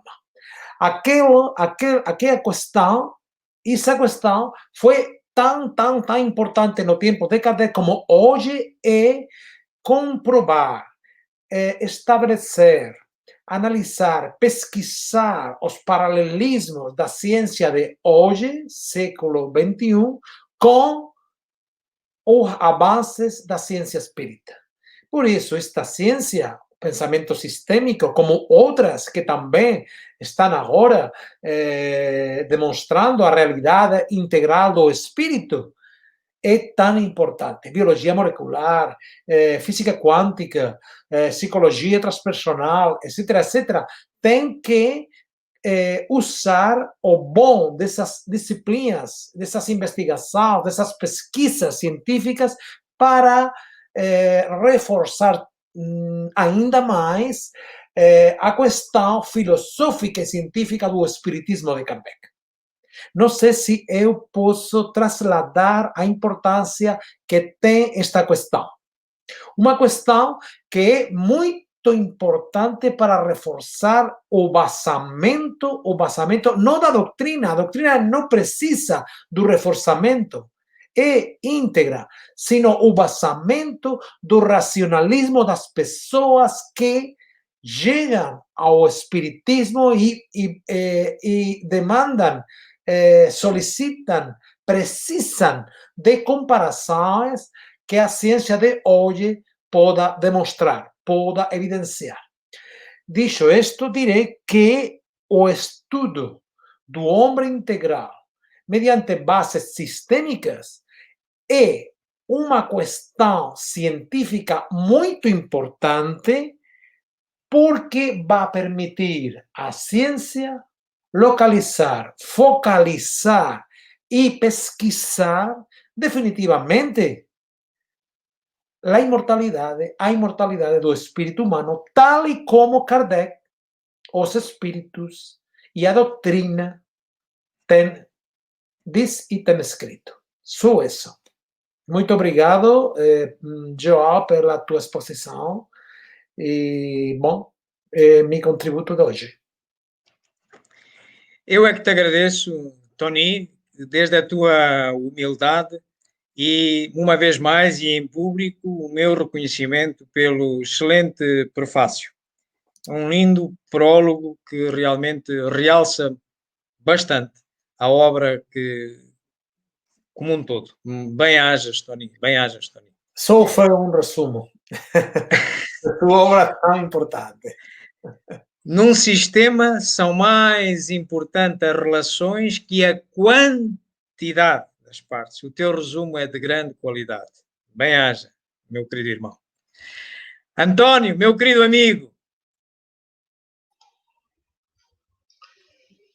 João, depois de todas estas explicações, a tua excelente palestra, um resumo muito rápido do teu livro, que eu por acaso tenho comigo, também tive a honra de, na apresentação estar presente aqui portanto, na apresentação, na ASEMI.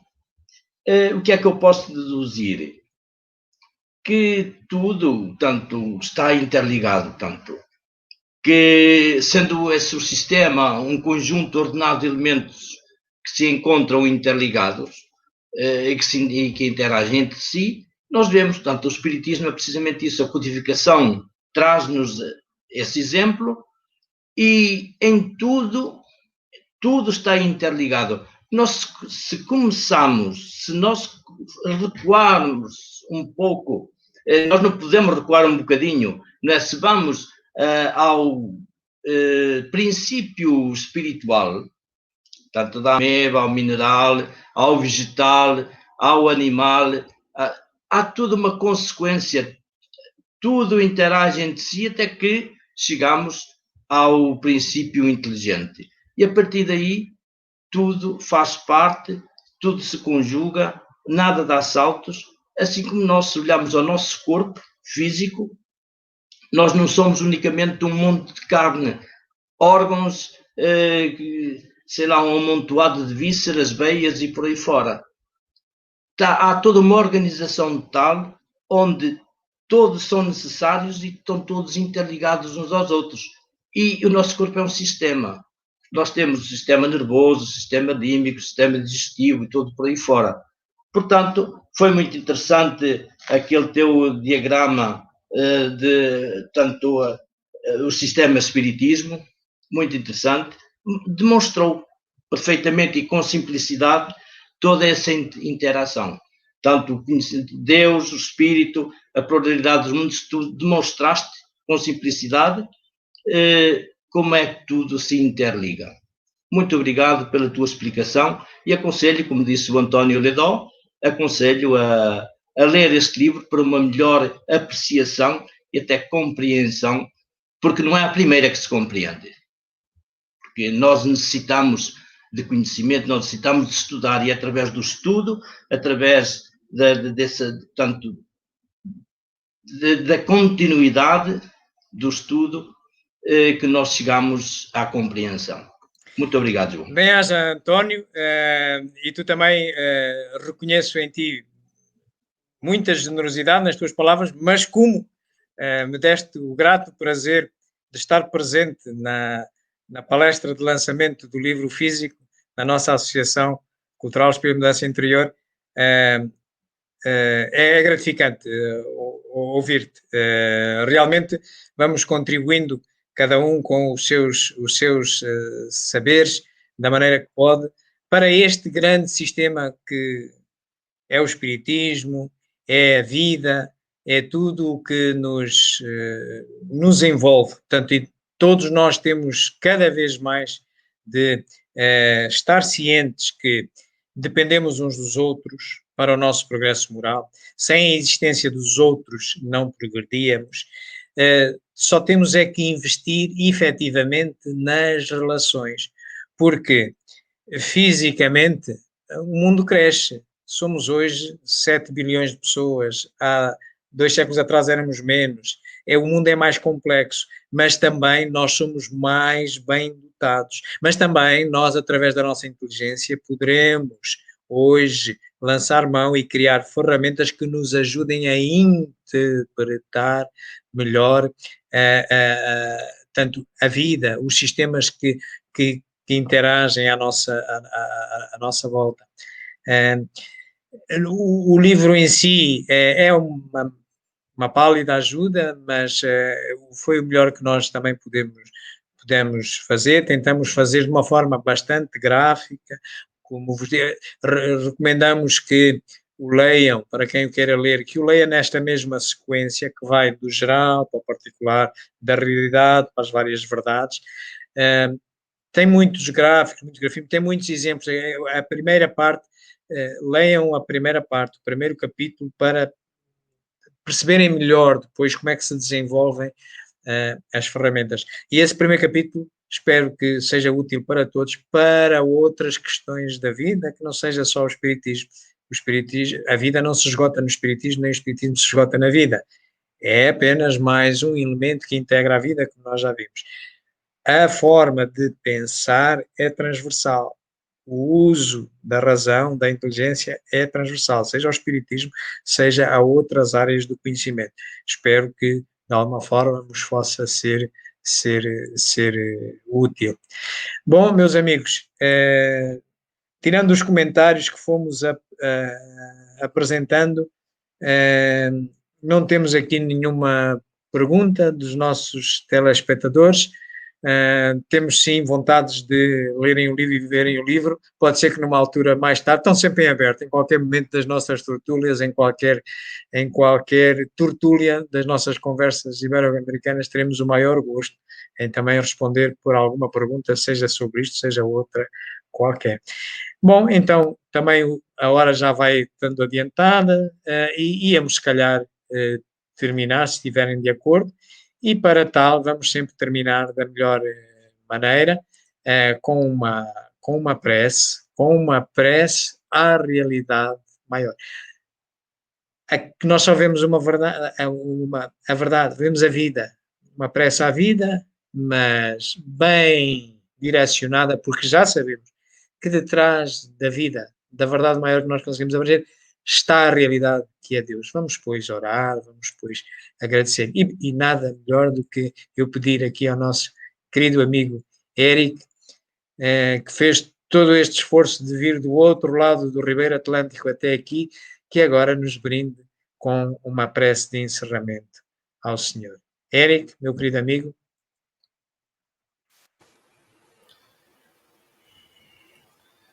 Que possamos, nessa noite, levar conosco todo o aprendizado que adquirimos na palestra do João, que os bons espíritos possam estar ao nosso lado, nos intuindo boas ideias, nos auxiliando com os bons fluidos, que o nosso anjo da guarda possa estar conosco, ao nosso lado, nos auxiliando sempre. Que possamos continuar progredindo moralmente cada vez mais e ascender na escala espírita. Que Jesus esteja conosco essa noite. Que possamos aprender cada vez mais, sempre tendo auxílio dos bons espíritos. Assim seja. Graças a Deus. Muito obrigado, Eric. Muito obrigado, queridos telespectadores. Muito obrigado, queridos companheiros de tertúlia. e até à nossa próxima palestra, na próxima semana. Dessa vez será a Espanha que nos irá brindar com mais uma palestra. Uma boa noite, bom regresso pelo Ribeiro Atlântico, Eric, até à outra margem. Uma boa noite e obrigado a todos. Boa noite, amigos. Boa noite. Boa noite.